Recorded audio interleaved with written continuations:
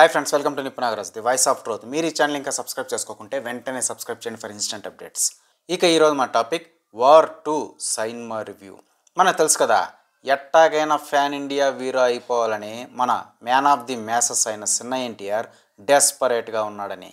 దానికోసం ఏకంగా బాలీవుడ్ సినిమాలో సైడ్ క్యారెక్టర్స్ చేయడానికి కూడా సిద్ధమయ్యాడు.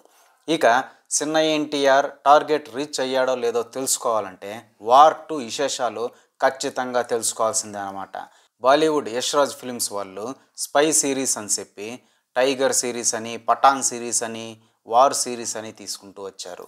అందులో కొన్ని హిట్స్ అయ్యాయి, కొన్ని అయితే కళాఖండాలుగా మిగిలిపోయాయి. ఇక 5 ఏళ్ల కిందట వచ్చిన వార్ ఫస్ట్ పార్ట్ అయితే బ్లాక్ బస్టర్ అయ్యింది. దానికి సీక్వెల్ అంటూ ఇప్పుడు వార్ 2 అని మన మీదకి వదిలారు. మామూలుగా అయితే దీన్ని మన తెలుగు ఆడియన్స్ పెద్దగా పట్టించుకునేవాళ్ళు కాదు. కానీ మ్యాన్ ఆఫ్ ది మ్యాసెస్ అయిన చిన్న ఎన్టీఆర్ పట్టుబట్టి మరీ ఈ సినిమాలో నటించడంతో ఈ సినిమా గురించి తెలుగు యువత మాట్లాడుకోవడం స్టార్ట్ చేసిందనమాట. ఇక వార్ 2 స్టోరీలోకి వెళ్తే స్టోరీయా బొక్క అని అంటున్నారు మన ట్రేడ్ పండితులు. షేమ్ అదే వార్ టెంప్లెట్ని మళ్ళీ తిప్పి తీశారంతే.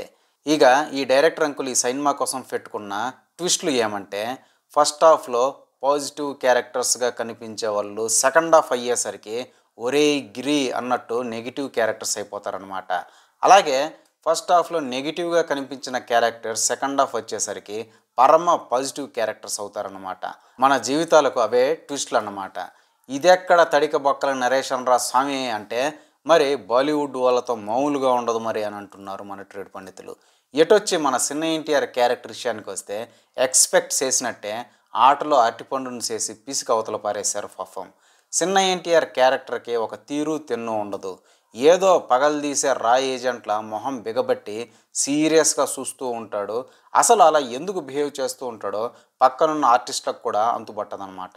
ఇక క్యారెక్టర్ షేడ్ గురించి చెప్పాలంటే విలన్ అన్నట్టు, అందులోనూ దేశద్రోహానికి పాల్పడే విలన్ అన్నమాట.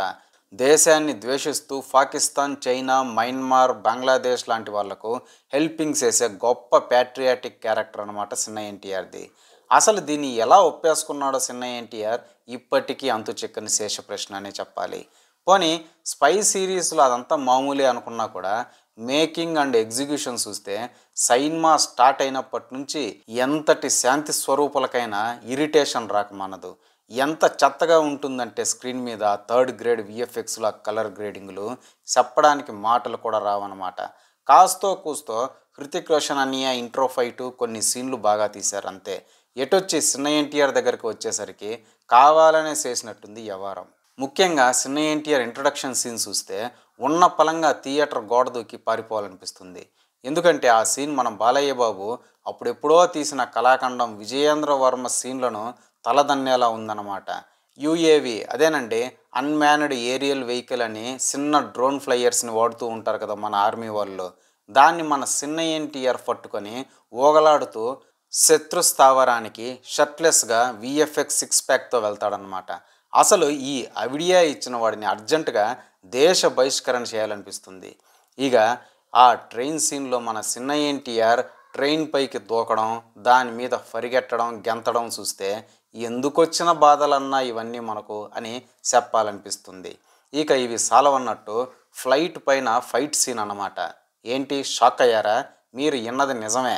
1000 అడుగుల పైన ఎగిరే ఫ్లైట్ పైన మన చిన్న ఎన్టీఆర్ ఇంకా హృతిక్ రోషన్ అన్నయ్యలు ఇన్యాసాలు చేస్తారన్నమాట.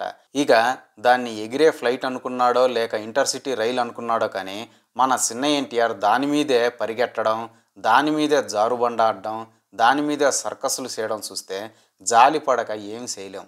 ఇన్నింటి ఘోరాల మధ్యన ఇంటర్వెల్ వేసి మనల్ని మళ్ళీ మన లోకంలోకి తీసుకొస్తాడు పుణ్యాత్ముడు డైరెక్టర్ అంకుల్.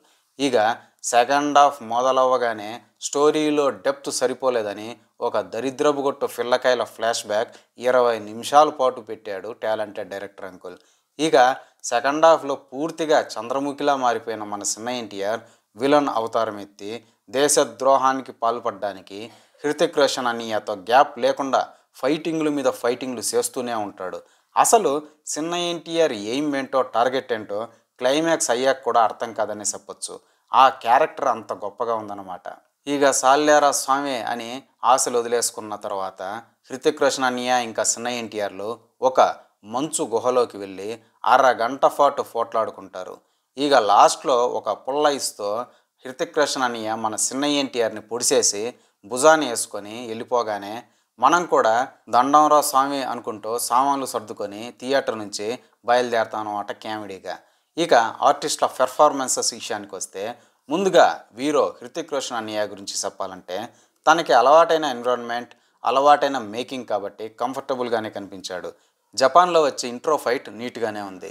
ఇక చిన్న ఎన్టీఆర్ కాంబినేషన్ సీన్స్లో అయితే ఈజీ పీజీగా డామినేట్ చేసేసాడని చెప్పాలి.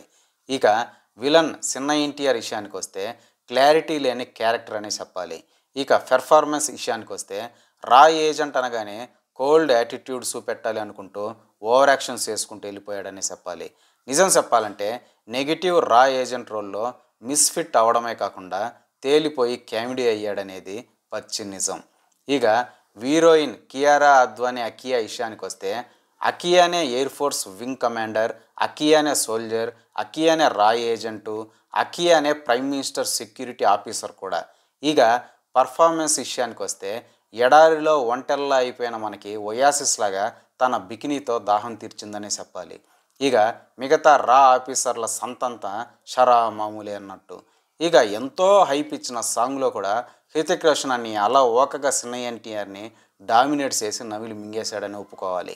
ఇక ఫైనల్గా captain of the ship director Ayan Mukherjee uncle విషయానికి వస్తే నువ్వు ఎవరో మాకు తెలియదు కానీ నీ కళాఖండాన్ని మీ హిందీ వాళ్ళతో తీసుకోకుండా మా చిన్న ఎన్టీఆర్ని దేనికి ఆగం పట్టించినావా అని అడగాలనిపిస్తుంది. ప్రొడ్యూసర్లు బడ్జెట్లు ఇవ్వలేదో లేక అంకుల్కి అంతే వచ్చో తెలియదు కానీ ₹5 గ్రాఫిక్స్తో ఫ్యాన్ ఇండియా సినిమాని కాస్త ఫాన్ ఫరాగ్ సినిమాని చేసి పడేశాడు. మొత్తం మీద రా ఏజెంట్ల స్పై సినిమాని కాస్త చిన్న పిల్లకాయల సర్కస్ చేసి పడేశాడు డైరెక్టర్ అంకుల్.